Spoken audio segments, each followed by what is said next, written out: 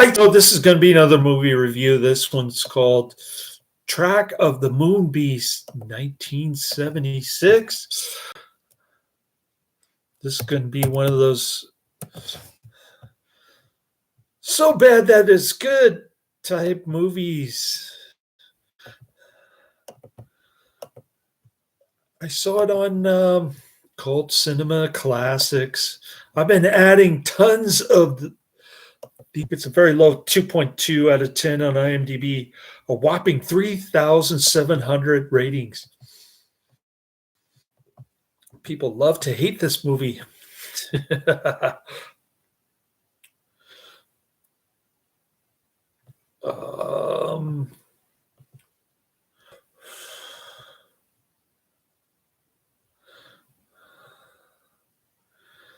It appeared in Mystery Science 3000 in 1999 with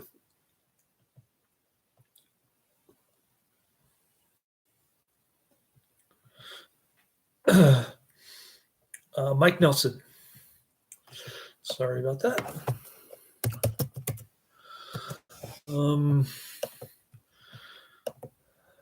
I had another pretty bad day at work. Only 11 hours, really. And but I did get my part-time schedule approved.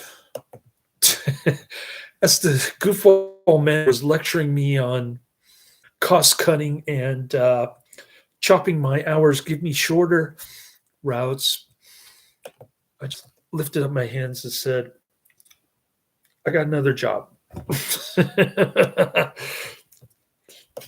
Doesn't affect me anymore. I don't care. So I got home early about 5-ish. And I tried eating dinner, going to bed early. That didn't go well. I think I overslept the last 2 days. And then I went on the energy drink, and it's still not wearing off. But I'm going to try to hit the sack again after this review. Adrian's been gone for almost a week. Karate Man was missing in action. No pun intended. Not missing in action the movie, but missing in action is in making popping his head in once a week, like Adrian is doing now. And then all of a sudden, out of nowhere, Karate Man just goes blah with all the recommendations. Loading up my Netflix queue, taking off all the Terrence Fisher movies, all the Hammer stuff, horror stuff. Oh man, I just added like 3 Eddie Murphy movies because Karate Man's a big time Eddie Murphy fan, and he hasn't even seen Trading Places. How can that be? Trading Places, one of the great comedies from 1983. I watched it on the big screen when I was like 12. And I got to see Jamie Lee Curtis boobies. That was kind of a surprise. I'd never seen that before. I thought she was a horror movie actress, but she started getting into comedy and stuff. All right. Enough about that. Let's talk Track of the Moon Beast.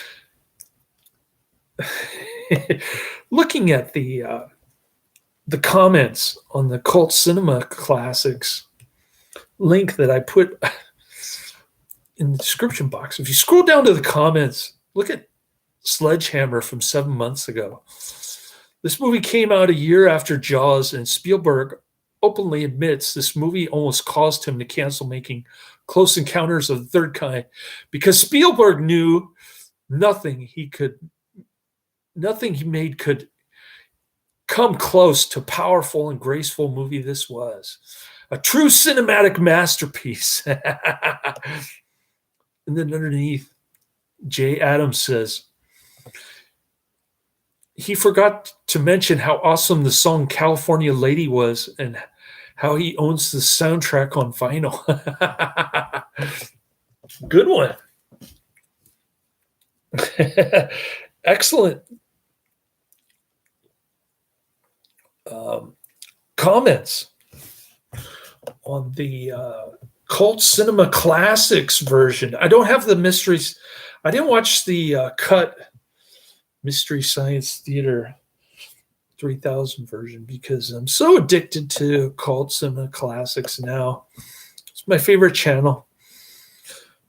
Every day I add more and more. It's like an addiction to me. All right, 1976 horror film directed by Richard Ashe and written by Bill Finger and Charles Sinclair. I have no idea who these people are. The story revolves around a mineralogist being hit in the head by a meteor, which turns him into a vicious reptilian creature during the full moon. I thought he was like a miniature Tyrannosaurus Rex or something. That's what they said at one point in the movie. The movie poster says the rising moon creates a monster. It's got lots of unintentional humor. And I did watch a little bit of the Mystery Science Theater version of it during the transformation to the rubber Halloween mask. and it wasn't as funny as I thought it would be. I thought they could riff it better than that, but they didn't. Maybe I should be in charge of riffing these movies. All right. The film takes place in Albuquerque, New Mexico, where mineralogist Paul Carlson, Chase Cordell, never seen him in another movie, is struck by a lunar meteorite while observing a meteor shower lodged in his brain. The meteorite causes him to transform into a strong and vicious lizard, the titular moon beast, whenever the moon comes out. So he's like a werewolf, but instead of turning into a werewolf, he turns into a lizard, a lizardian Tyrannosaurus Rex. In his lizardian form, Paul loses all traces of his human self and goes about killing people at random. While human, Paul is subject to spells of dizziness and nausea, causing his girlfriend, Kathy Nolan, Donna Lee Drake, the token blondie, and friend and former anthropology professor Johnny Longbow Salinas, played by Gregorio Sala, to be concerned. Eventually, it's shown that Paul is the monster and deduced that the meteorite fragment in his brain is the cause of his transformations. Plans are made to remove it from his skull, but the NASA brain surgeons realize I didn't even know NASA had brain surgeons.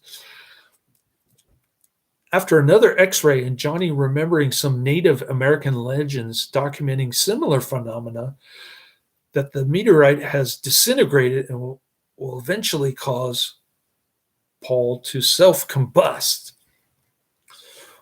When Paul learns of this, he escapes into the desert on a motorcycle, presumably to kill himself so that he will not cause any harm. When Johnny recalls that Paul's favorite place was always Sandias Crest, Kathy, Johnny, and local law enforcement officers follow him there. Wait, I thought Kathy already knew that was his favorite place because he told her that. He always goes there to find tranquility or something. All right. So it was filmed in locations around Albuquerque, New Mexico. Frank Larrabee and his band performed their song California Lady in the film after they were coerced by the filmmakers. The film crew and the band were both staying in the local Ramada Inn in Albuquerque where the performance footage was shot. Okay. Originally filmed in 1972, of which it bears the copyright date. It sat on the shelf waiting for a theatrical distributor to pick it up for almost 4 years until Track of the Moon Beast was finally released straight to television on June 1st, 1976.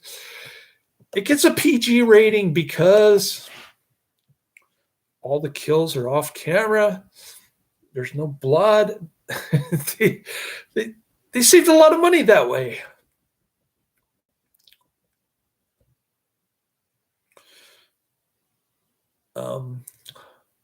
It's been compared to the Crater Lake Monster and the Giant Spider Invasion. I gotta look those up now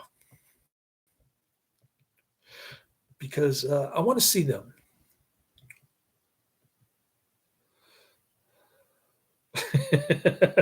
Yeah. We like the dumb blonde in this one, the horrible dialogue, the suggestive name, and